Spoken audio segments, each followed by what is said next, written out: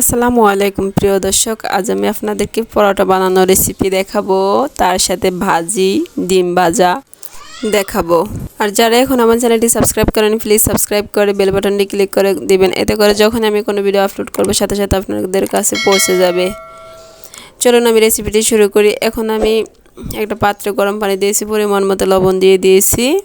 পানিটা বলক আসার পরে আমি নামিয়ে ফেলেছি। এখানে আমি 3 কাপের মতো আটা দিয়েছি।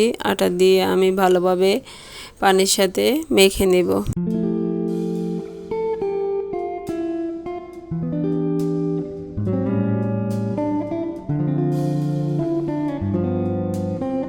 এখন তেল দিয়ে আটাটাকে ভালোভাবে মেখে নেব।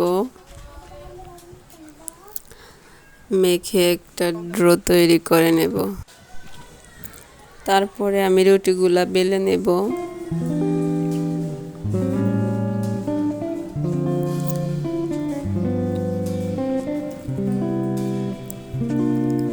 আমি এইভাবে সবগুলা রুটি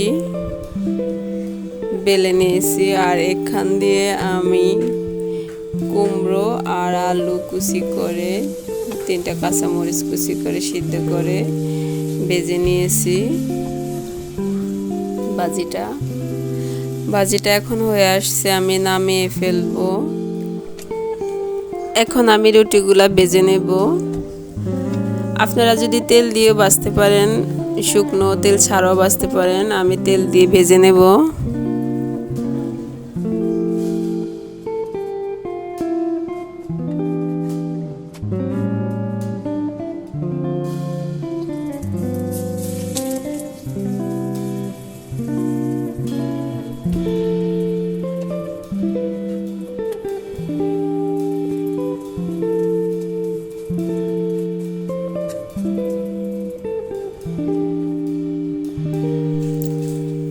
রুটিটাকে এভাবে তেল দিয়ে চেপে চেপে ভেজে নেব।